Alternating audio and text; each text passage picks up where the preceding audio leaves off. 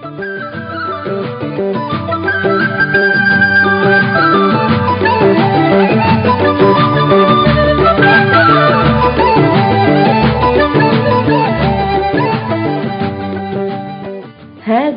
إذاعة الوفاق، صوت الجماهير الإريترية. إذاعة الوفاق الوطني تابعة للجماهير الإريترية، وتبث برامجها من المهجر بواسطة الأقمار الاصطناعية كل يوم سبت من 8:00 صباحا إلى 9:00 صباحا بتوقيت أسمرة، إلى كافة الربوع الإريترية والمناطق المجاورة. من أهداف إذاعة الوفاق تحكيم الدستور واستتباب العدل، تحقيق المساواة لدى كافة أبناء الوطن، والعيش في ظل الاحترام المتبادل، كما تهدف إلى العمل على إسقاط النظام الهقدس الجائر وإنشاء كيان يسوده العدل والإنصاف، وتهدف أيضا إلى تمكين الشعب من امتلاك واستغلال الموارد الطبيعية لبلده، والعيش للشعب الإريتري بالمساواة والسلام والوئام والاحترام المتبادل، وإبعاد نظام هقدس من السلطة، وإحقاق العدل، وتشجيع شعبنا في الداخل والخارج لمواكبة قضايا البلد مجتمعين. إذاعة الوفاق تبث برامجها ونشراتها الموجهة إلى جماهيرنا بكل مصداقية وأمانة إلى داخل إريتريا والمناطق المتاخمة.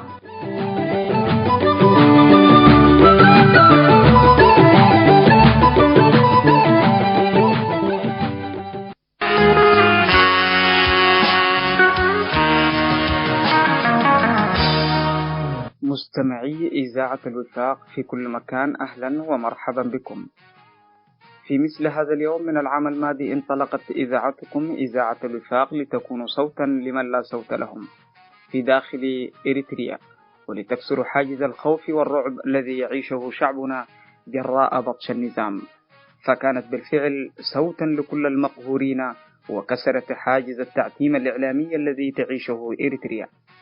ومنذ انطلاقتها وحتى الآن تبث برامجها باللغتين الرسميتين لإريتريا، العربية والتجرينية.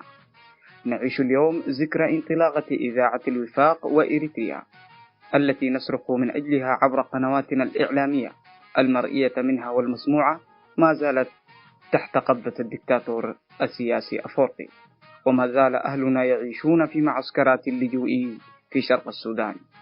هدفنا بسط الأمن والاستقرار في كل ربوع إريتريا، ومن أجل تحقيق هذا الهدف نسعى جاهدين، وأملنا بعد الله في شعبنا صانع المعجزات. تحيا إريتريا، الهزيمة لنظام أفورقي.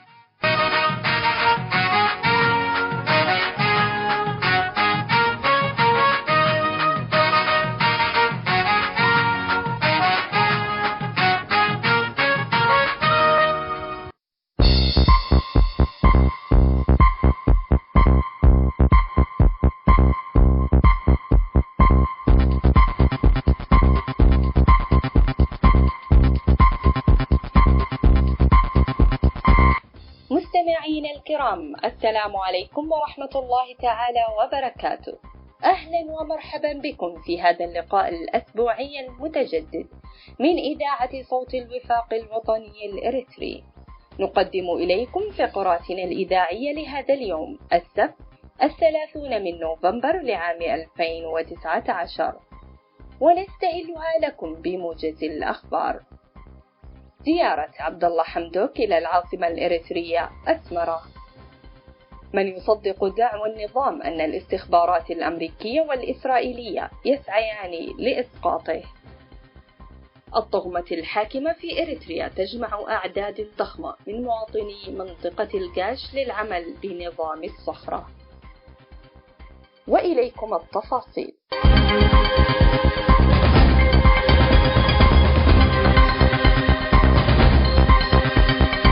إنذار رئيس الوزراء السوداني عبد الله حمدوك يوم الاثنين 25 من نوفمبر الجاري العاصمة الإريترية أسمرة، وفي جعبته عددا من الملفات ذات العلاقة والاهتمام بين البلدين. وحسب مصادر إعلامية سودانية مستقلة وأخرى قريبة من ملف شرق السودان، أن عبد الله حمدوك سيبحث ملف شرق السودان مع الرئيس الإريتري، وسبل البحث عن حلول للنزاعات الأهلية في الإقليم الذي يرتبط بغرب إريتريا بأواصر اجتماعية وثقافية وسياسية واقتصادية. هذا وقد لعبت أسمرة أدوارا محورية في الصراع السوداني طوال فترة حكم الرئيس المخلوع عمر البشير وحزب المؤتمر الوطني. كما تتهم العديد من الجهات السودانية العاصمة إريتريا أسمرة بالتورط في إثارة النزاعات القبلية والإثنية بشرق السودان. يذكر هنا أن الحكومة الإريترية أعلنت تأييدها لاستمرار الحكم العسكري عقب سقوط البشير، ورفضت صراحة الانتقال للحكم المدني، وقد عبرت عن ذلك في رفض الوساطة الإثيوبية بين قوى الحرية والتغيير والمجلس العسكري، والذي أفضت لاتفاقية الخرطوم وتشكيل الحكومة المدنية التي يقودها الرئيس حمدوك. هذا ولم يصدر حتى الآن ما يؤكد زيارة رئيس الوزراء السوداني لأسمرة من مصادر رسمية سودانية، إلا أن صحيفة البيان الإماراتية أوردت الخبر عن مصادر لم تسميها، ونشرت على موقعها الإلكتروني خبر الزيارة، ووصفتها بالرسمية وبدعوة من الرئيس الإريتري، وسوف تستغرق يوما واحدا وستناقش تحقيق السلام في السودان وتوترات الأوضاع في شرق السودان إلى جانب العلاقات الثنائية بين البلدين. وكانت العلاقات الثنائية بين السودان وإريتريا قد توترت في فبراير 2018 بعد قيام حكومة الرئيس المعزول عمر البشير بإغلاق الحدود نتيجة اتهامات متبادلة بإيواء المعارضين وتغذية أنشطة التهريب حسب البيان الإماراتية. ومن المعروف أن السلطات الإريترية غالبا ما تتجاهل أخبار السودان، ولم تعلن عن زيارة المسؤولين السودانيين لأسمرة إلا في حالة رضاها التام عن نتائج الزيارة. يتحدث النظام الإريتري هذه الأيام في إعلامه، وقد تناقلت عنه وسائل إعلام مختلفة مثل الجزيرة، أنه يتعرض منذ سنوات طويلة لمحاولات إسقاطه يقوم بها ضده وكالة جهاز الاستخبارات الإسرائيلية والاستخبارات الأمريكية الموساد CIA. ونشرت الحكومة الإريترية تقارير زعمت فيها أنها محاولات من الجهازين استهدفت هز نظامه، وتحدث بكبرياء أن صمود شعبه وصمود نظامه أبطلا مفعول تلك المحاولات التي وصفها بالتخريبية. يرى مراقبون إريتريون تواصلت معهم وكالة زاجل الإريترية للأنباء زينة يعرفون سر النظام الإريتري وجهره وحاضره وتاريخه، أنه صنيعة استخبارات عالمية يهودية وأمريكية، ولا يزال باقيا لوجود هذا السند القوي، وأن ما يردده النظام من دعوى الاستهداف تسويقا لبقائه في السلطة وتبريرا لتشبثه بها. وقال محلل سياسي إريتري أن النظام الإريتري لا يشكل أي خطر أو معيق لمشروعات الدول الكبرى بما فيها إسرائيل وأمريكا، فهو قد اتخذ الوطن سلعة يبيع الأرض والجو والبحر ومختلف كنوز الوطن على كل غاد ورائح، ولهذا لا يتعرض لأي تهديد من طرفهما حتى يتم تجهيز وتحضير البديل المناسب، فهو خسر شعبه ويخسر دول الجوار، ولم يحقق مكاسب في مسيرته لشعبه ولوطنه تنمية وأمنا واستقرارا وتوافقا بين مكونات المجتمع الإريتري. ومن هنا تأتي محاولة صناعة البديل من طرف الدول الكبرى، وقد يكون شريكا في المستقبل مكافأة له على تحقيق مكاسب ضخمة لدول الاستكبار العالمي، حسب حديث المحلل الإريتري الذي تواصلت معه زينة. وقد أكد أن التغيير في إريتريا قريب استجاب لمجهودات الشعب الإريتري من الداخل والخارج، وجريا على سنة ما يحدث في دول المنطقة من تحولات كبرى على يد الرعاة الكبار الذين يفعلون الآليات المحلية في التوقيت الذي يريدون. جمعت القيادة العسكرية للمنطقة الجنوبية الغربية أعداد ضخمة من المواطنين من كل فئات المجتمع، وأجبرتهم على العمل لصالح شركة الماشية والغلال لحصاد 6000 هكتار من الذرة والسمسم. وهذه المزارع هي الأراضي الخصبة التي سبق وأن سلبت من أصحابها وتمتلكها الدولة بغير وجه حق، وقد زرعتها هذا العام شركة الماشية والغلال التي هي إحدى أذرع الطغمة الحاكمة للسيطرة على الاقتصاد الإريتري المتهالك. والجدير ذكره أن نظام العمل المعمول به من قبل الطغمة الحاكمة في إريتريا هو نظام الصخرة، وهي عبارة عن عبودية مقنعة يجبر فيها المواطنين من كل الفئات على العمل في مزارع الشركات الحكومية دون مقابل، وكذلك في بناء السدود وشق الترع وتعبيد الطرق. أما الرفض أو حتى إبداء الامتعاض يكلف المواطن غاليا، حيث يقبر وهو حي في إحدى السجون تحت الأرض التي اشتهر بها النظام. أعزائي المستمعين، كان هذا موجز لأهم وآخر الأخبار قدمناها لكم من إذاعة الوفاق، والآن نترككم مع فقرات برامجنا. دمتم في رعاية الله.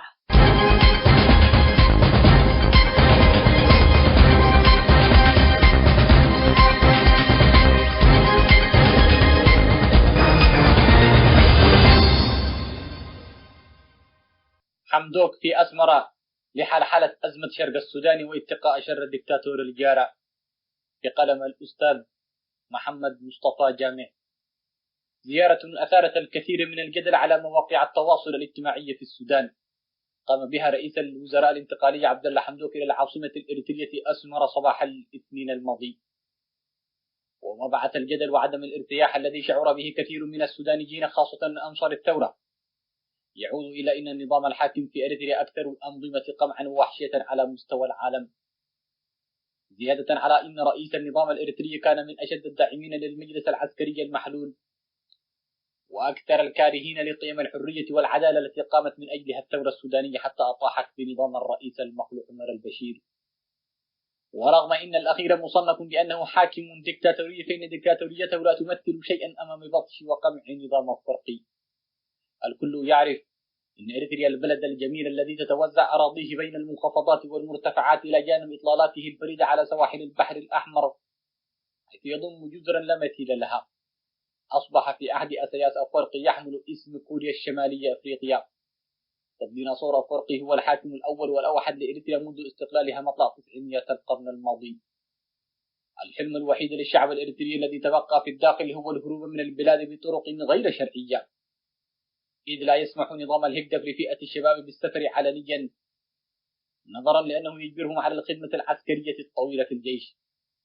فللحكومة هناك نظام تجنيد لا يتصوره عاقل، إذ يمكن للشاب أو الشابة أن يمضي في الخدمة العسكرية 10 سنوات أو يزيد قسرا وبلا مقابل، حتى إن السلطات قد تجند أفرادا تتجاوز أعمارهم بين 50 و60 عاما.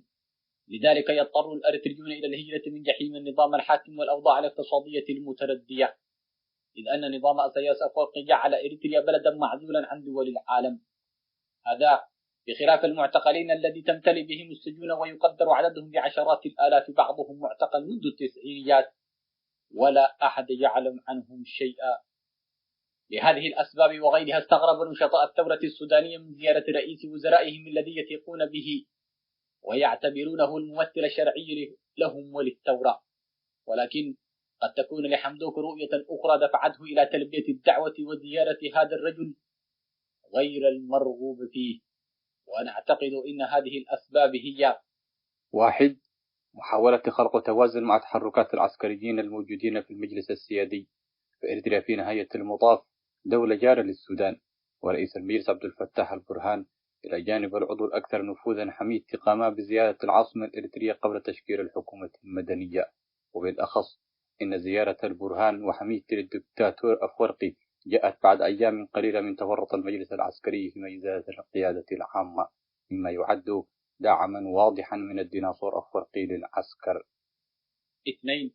يعتقد على نطاق واسع أن لأسياس أفورقي دورا كبيرا في أزمة شرق السودان المتمثلة في عنف عرقي، يحدث بين الحين والآخر، فضلا عن بوادر تمرد على الحكومة المركزية في ولايتي كسلا والبحر الأحمر، وذلك لجهة التداخل القبلي الكبير بين السودان وإريتريا بوجود عدد من القبائل المشتركة بين البلدين. ويعتقد أن الإمارات تلعب دورا في إشعال هذا الصراع عن طريق حليفها في المنطقة أفورقي. 3. نقطة تتعلق بالتي سبقتها، حيث يتهم أفورقي بأنه صنع لنفسه نفوذا قويا في شرق السودان، ولا أدل على ذلك من إشادة الشيخ سليمان بتابع سياس أفورقي بعد عودة الأخير من رحلة علاجية من دولة الإمارات، مبينا أن رئيس النظام الإريتري تكفل بدفع تكاليف علاجه. وبالتالي هو شيخ خلاوي المشكرين في ولاية كسلا السودانية، ويعرف بأنه رجل أسياس أفورقي في السودان، ولا ينكر علاقته القوية معه، أي إن النفوذ في الشرق ينتهي إلى أبو ظبي، ويخشى أن تكون لديها أهداف في إشعال الصراع القبلي في ولايات الشرق، وسنذكر المزيد من التفاصيل في ثنايا هذا التقرير. 4. يسعى رئيس الوزراء حمدوك إلى انتهاء سياسة صفر مشاكل مع الجيران، وكثيرا ما تحدث في تصريحات إعلامية عن بناء علاقات متوازنة مع دول العالم خاصة الجيران، ومن بينهم النظام الإريتري الذي كانت علاقاته متوترة مع نظام البشير طيلة ال5 سنوات الماضية. 5. ظهرت في الآونة الأخيرة بوادر التشاكس والتنافس بين المدنيين والعسكريين. فالأسبوع الماضي أصدر رئيس الوزراء حمدوك قرارا بإعفاء الفريق الركن طيار مصطفى الدويحي من منصبه مدير عام سلطة الطيران المدني، فعينه البرهان رئيسا للمجلس الاستشاري لشؤون الطيران بالقوات المسلحة. كما وجه تجمع المهنيين السودانيين انتقادات لاذعة لحديث البرهان الذي جاء في سياق مقابلة له مع قناة الجزيرة، قال فيها إن الإمارات والسعودية ظلتا تدعمان السودان منذ استقلاله. رد التجمع هو الأقرب لحكومة حمدوك بأن هذه التصريحات مستغربة وتخالف واقع الحال. لذلك ربما تأتي زيارة حمدوك لأسمر في خضم انفجار وشيك بين المدنيين والعسكريين، خاصة إن الحكومة المدنية ووزارة الخارجية لم تعلق أي منهما على تقليد هيومان رايتس ووتش بشأن مجزرة القيادة العامة التي اتهم المجلس العسكري بالتورط بها، ودعت فيه المنظمة لجنة التحقيق المستقل إلى مساءلة كل قادة المجلس السيادي من العسكريين بمن فيهم البرهان وحميدتي. زيارة سبقتها لقاءات في بورسودان، ما يعزز فرضية أن حمدوك زار أسمر والتقى بأسياس أفريقيا من أي ملف شرق السودان. إنه زار عاصمة ولاية البحر الأحمر بورسودان الأسبوع الماضي بعدما اتفقت أطراف النزاع بالمدينة لهدندوة والبني عامر على نزع فتيل الأزمة، ووقعوا اتفاق الجلد بأمانة حكومة الولاية، إذ لا يزال تأثير الإدارات الأهلية وشيوخ القبائل قويا على إنسان شرق السودان. شكل حضور رئيس الوزراء واجتماعه مع حكومة البحر الأحمر وقيادات الإدارة الأهلية ببورسودان دفعة معنوية كبيرة لما يتصف به من حكمة وبعد نظر بعكس القيادات العسكرية الموجودة في المجلس السيادي. فعلى سبيل المثال هدد عضو المجلس حميد تبي بعدد المكونات القبلية من بورسودان حال عدم احترامها للقانون على حد تعبيره، وقال إن الحكومة لن تسمح بالانفلات أو حدوث فوضى خاصة في بورسودان. ذلك جاء إبان زيارته في وقت سابق إلى عاصمة ولاية البحر الأحمر. تصريح حميدتي أثار حنقا كبيرا آنذاك باعتبار حديثه استفزازا غير مقبول في وقت غير مناسب أيضا، فالمقام مقام صلح وتطبيب خواطر، يفترض أن لا يتم فيه استخدام لغة خشنة وتعابير تحمل التهديد والوعيد، لكنها اللغة التي يعرفها الرجل ذو التاريخ الدموي في دارفور وغيرها من مناطق السودان، انتهاء بقلب العاصمة الخرطوم عندما ارتكبت قواته مجزرة القيادة العامة في 29 من رمضان. الفرق يظهر في اللغة التي استخدمها حمدوك عندما اجتمع مع القيادات الشعبية ذاتها الأسبوع الماضي، إذ خاطبهم بقوله: التقاليد والموروثات التي اكتسبتها الإدارات الأهلية عبر الحقب المختلفة كفيلة بحل أي مشكلة تهدد السلام الاجتماعي والتعايش السلمي، داعيا هذه الإدارات إلى العمل في تناغم وانسجام لبناء الشرق الحبيب باعتباره ثغر السودان الباسم. استقبال باهت لحمدوك في أسمرة. إذا عدنا إلى زيارة عبد الله حمدوك إلى إريتريا نجد إنه لم يحظى باستقبال في المطار من طرف الدكتاتور العنيد، رغم إنه الذي قدم له الدعوة لزيارة أسمرة، وأرسل له مستشاره السياسي ماني جبرآب الذي يعتبر العقل المنظر لأفكار وتوجهات أفريقي. على مقربة من القصر الرئاسي في العاصمة الإريترية أسمر استقبل رئيس النظام إسياس أفورقي رئيس الوزراء السوداني عبد الله حمدوك والوفد المرافق له الذي يضم وزير مجلس الوزراء عمر المنيس والصناعة والبنية التحتية مدني عباس مدني والتعليم العالي انتصار صغيرون ومدير المخابرات أبو بكر دنبلاب. ثم انخرط الوفد السوداني في جلسة مغلقة مع أفورقي وحكومته. خفايا الجلسة المغلقة: وسائل الإعلام الرسمية خرجت بخبر عام عن مناقشة العلاقات الثنائية وتطورات الفترة الانتقالية في السودان، بالإضافة إلى القضايا الإقليمية والعالمية ذات الاهتمام المشترك، والاتفاق مع أفورقي على تعزيز التعاون والشراكة بين البلدين، خاصة في المجالات الاقتصادية والصحة والتعليم، وتسهيل حركة النقل والتجارة، فضلا عن مناقشة مساهمة إريتريا في دفع عملية السلام وتحقيق الاستقرار بالسودان. لكن التسريبات تشير إلى تباعد المسافة بين الطرفين كبيرا، ويستدل على ذلك المدون الإريتري عبد الرحيم عثمان أحد مؤسسي منبر أحرار إريتريا بأن أفورقي لم يبدي حماسا عاليا لحمدوك كما أظهره مع أبي أحمد رئيس الوزراء الإثيوبي، وكان هذا واضحا في استقبال عبد الله حمدوك في مطار أسمر بواسطة يماني قبر آب. ويؤكد عثمان في حديثه لنون بوست إن أفورقي ونظامه لا يريدان سلاما مع حكومة حمدوك ولا يريدان استقرارا للسودان ككل، وهذا نلاحظه من خلال تدخلات أفورقي في ملف شرق السودان.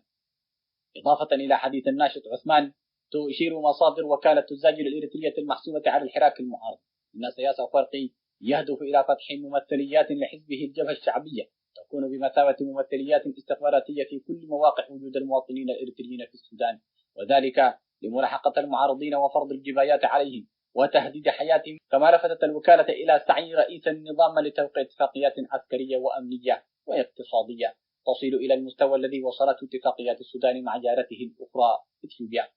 نستقي من مصادر زاجر ومعلومات عبد الرحيم بأن ملف سلام شرق السودان لا يمثل أي أهمية لأفورقي، هذا إن لم يكن متورطا في إشعال الصراع المفتعل تفنيدا لمطالب حلفائه في أبو ظبي، والأخيرة بطبيعة الحال لديها مصالح في ساحل البحر الأحمر وعينها على ميناء السودان الذي استولت عليه في عهد البشير عن طريق صفقة مشبوهة ظاهرها شركة فلبينية ألغيت في الشهور الماضية تحت ضغط الثوار.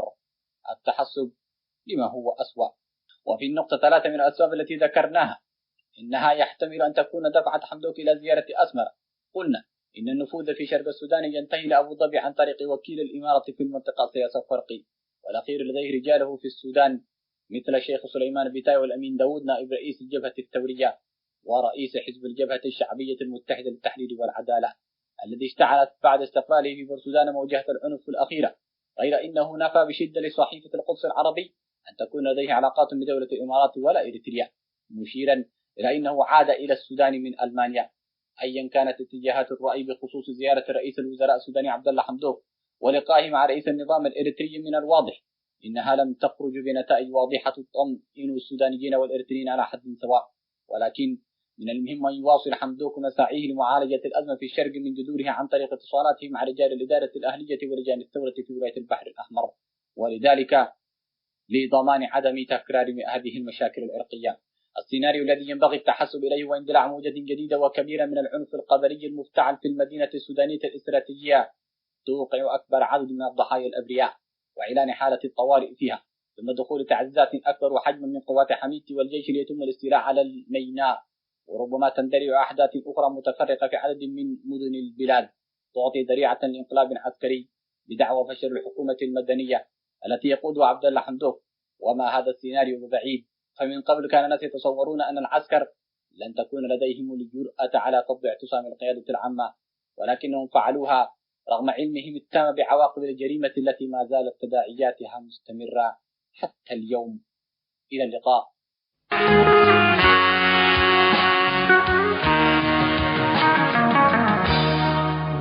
إريتريا حريرة إلى التمتم مقتنا هلا أقلع ونن لو الولادة من رحمن ويوم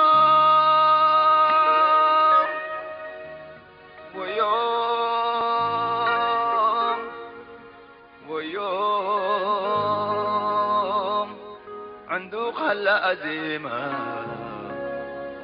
قل عمارة كم كمان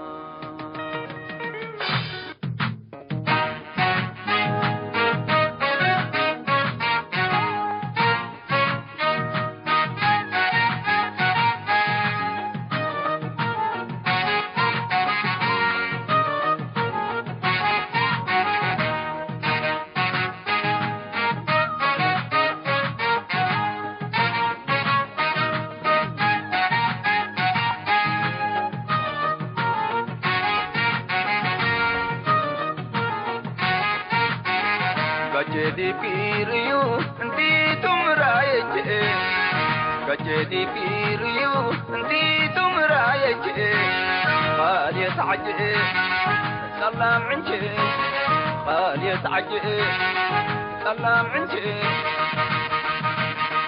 وكلتك باسميتكي قلي فاجل وقندل الشفري عماد حيوت بدريه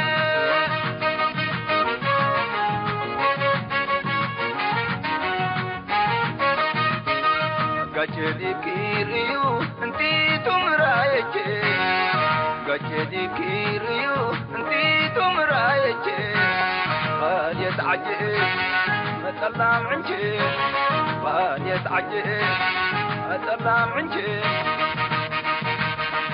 وكلتك باسميتكي قلي فاجل وقندل الشفري عماد حيوت مدريه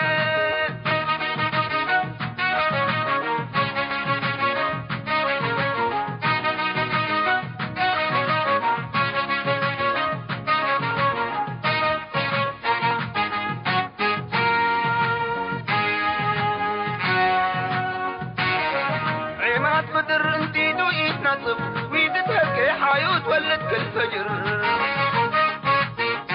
ولا منك تولد لعجب قب او مستنكر بالراس رسورة معيدهم بأماني تقوا مكيوي كرو قديم مدر لشنقل اوالنبا قل شعبو قمي والشفر بشد بلو ممنوتا أو كير لسمراني حدود حلفة شاماتا كقب أو أقلا كرامي يتو على بوت أفيا لجناي فقضوا أولي دعات أمام نبلس وتنقم من أوتا إريتريا ومسميت وشني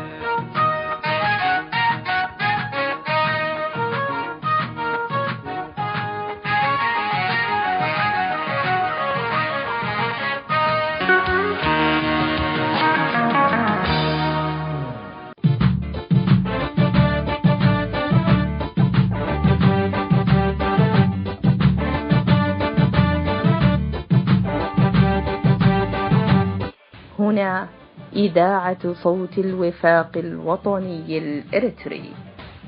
مستمعين الأفاضل، إلى هنا وتنتهي بث برامج إذاعة الوفاق المعدة والمقدمة لهذا اليوم. باسمي ونيابة عن أسرة المحطة أشكر حسن متابعتكم، على أمل اللقاء بكم يوم السبت القادم إن شاء الله تعالى، ودمتم في رعاية الله وحفظه. هذه إذاعة الوفاق، صوت الجماهير الإريترية.